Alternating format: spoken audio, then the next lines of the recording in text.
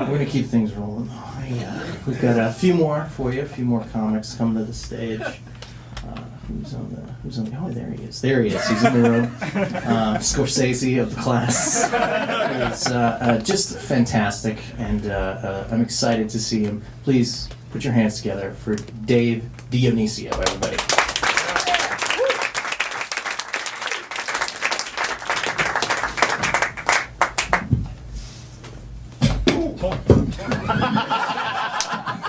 Not part of the action.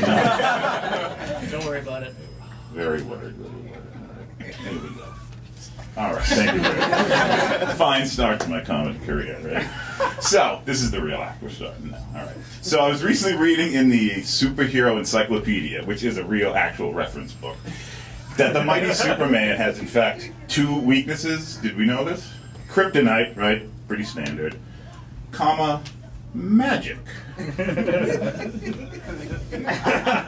just so I have this straight. I'm a criminal mastermind trying to steal the Pacific Ocean. And all I need when Superman comes is to have a little guy in like a purple crushed velvet tuxedo, and he can jump out and like pull a rabbit out of the hat and make a coin disappear, pull some scarves out of his shirt, and Superman just going, I don't know what's going on, this doesn't compute, I don't understand. So basically, Max from Saved by the Bell is more powerful than Superman, right? Or maybe Superman's addiction, or his weakness for magic is like an addiction, like he can't pull himself away. Like I can see Superman up at his condo in heaven or wherever he lives, and meanwhile there's like a 500-foot mega baby attacking San Francisco, and they're just waiting for Superman to come, but he's in his room and he's like glued to the TV. He's got like one leg in his suit. He's watching like a Chris Angel Mind Freak special. Like he's turning himself into a human puppet. I just gotta see where this is going. Meanwhile, that mega baby is shitting everywhere. But I think my real beef with superheroes is how every movie today seems to be a superhero sequel, of a remake, of a reboot, of a deboot, and then they do a musical, and then Shia LaBeouf tries to steal the idea, and then we make it with monkeys, right? Because that's kind of the end game of any piece of art today, right? We're making it with monkeys. And so while I don't like superheroes, I do like going to the supermarket, and my favorite / least favorite part of the supermarket is the frozen food section, because it is the most depressing part of the supermarket. Other than the break room, of course, right? Which is, from what I can gather, a room for people with broken spirits, right? Well, the reason I love the frozen food section is because it's just full of like these aimlessly wandering, overweight, depressed people who want to stuff their emotions with food but don't want to cook. Right? Like, I feel like in the frozen food, these are like at-risk people, you know what I mean? I feel like in the frozen food section they should have those signs like they have on bridges, like, desperate, depressed, call the Samaritan. Do not commit food suicide. Thank you very much.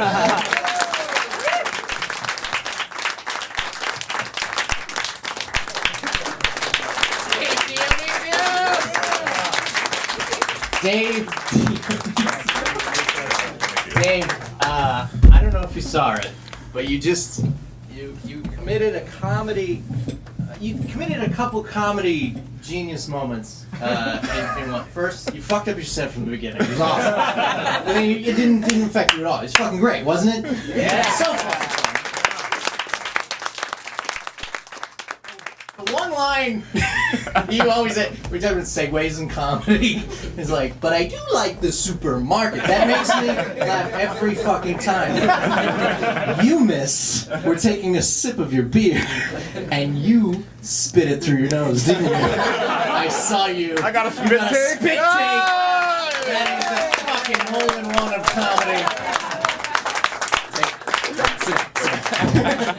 comedy. So fun. We've got two more comics, 2 final comedians for you. I can't think of a better way to end the shows than these 2 people, mainly because I've given everybody else a shot on stage. So, Whoa. please. No, it's just logic. It's logic. I am excited to bring on stage. She is very funny. Please welcome Elizabeth Ryan.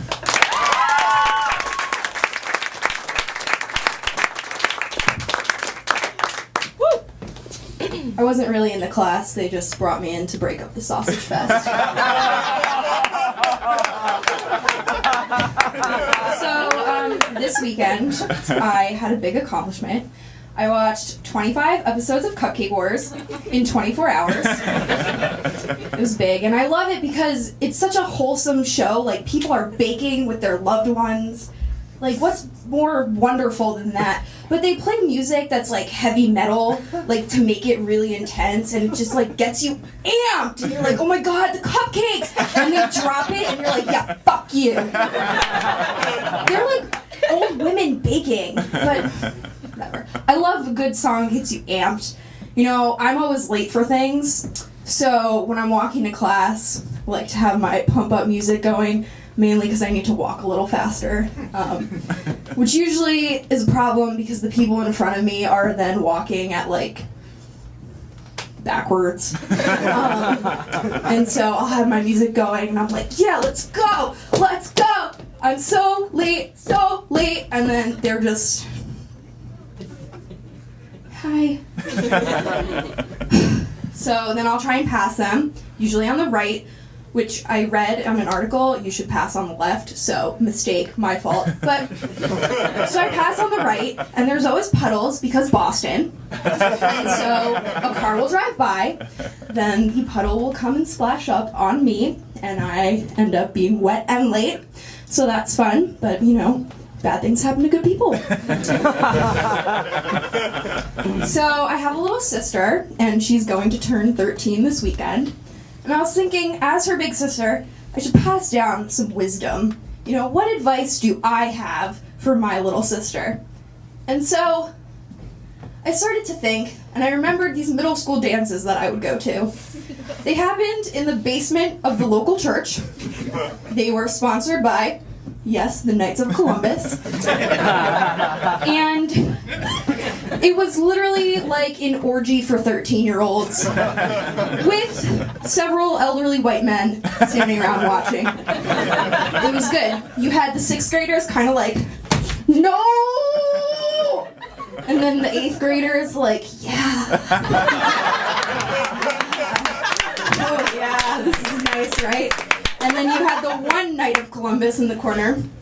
In the name of the Nina, the Pinta, and the Santa Maria, dear Christopher Columbus, please give me the strength to get rid of my raging erection. Thank you, thank you, thank you.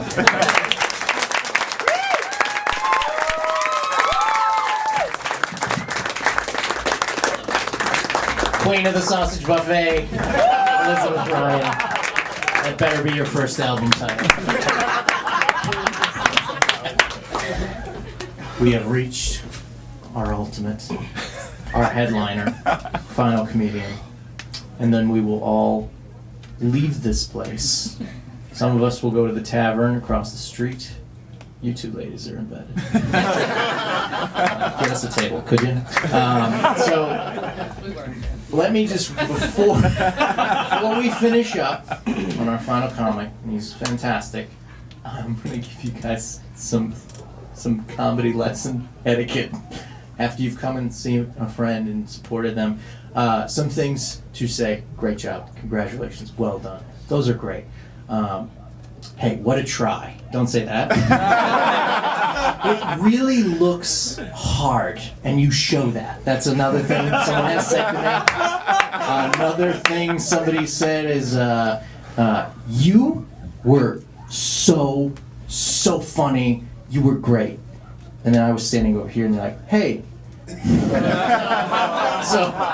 just keep in mind, there's a fragile little baby chick that just started comedy. This is the first time these people have ever done comedy. They may continue on. They may fill up comedy theaters, places around the world. Fucking Madison Square Garden. Who knows? You are seeing history in the making. I shit you not.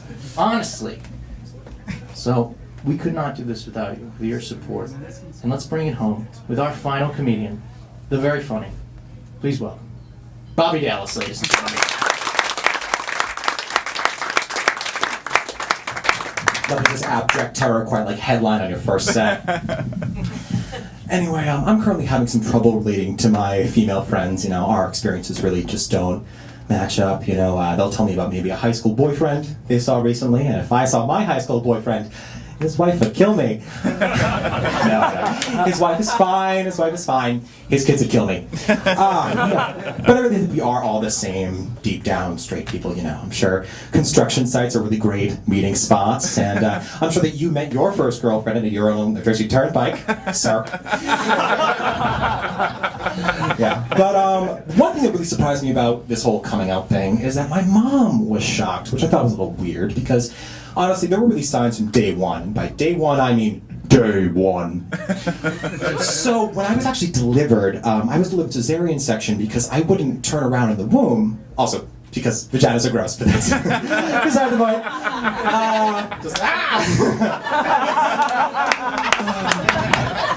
No, but when they delivered me, they actually found out the reason that I wouldn't turn, and it was because that I had the umbilical cord wrapped around my neck twice.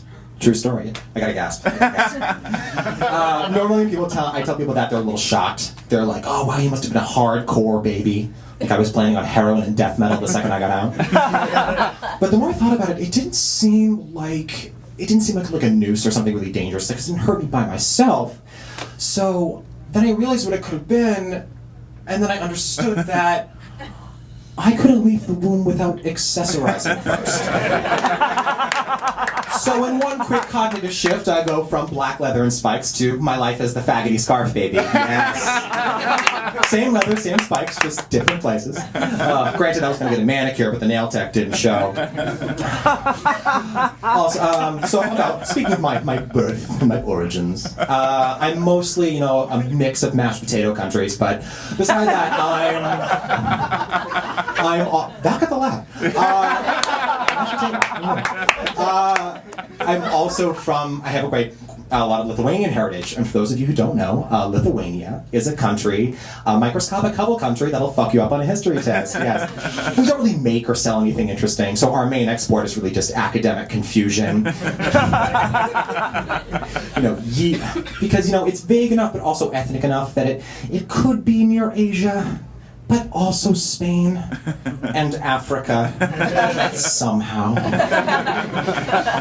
Yeah, years of Soviet oppression, but I have decent cheekbones, so it's okay. And thank God, because honestly, I'd just be a pale gelatinous lump telling dick jokes if it wasn't for the structure, or as my dad likes to call me, Jabba, the family disappointment. Thank you.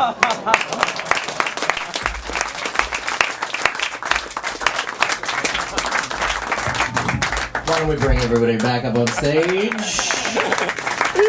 Slap fight, We're gonna do another show for you. You cannot leave. The doors are locked. Sorry. Did you have fun? One more time for Dominic LeConte, Mike Ellsworth, Brian Casey, Brian Scully, Scott Edwards, Elizabeth Ryan, Bobby Ellis, Phil Bentilio, Dave Dionisio, and who marked the second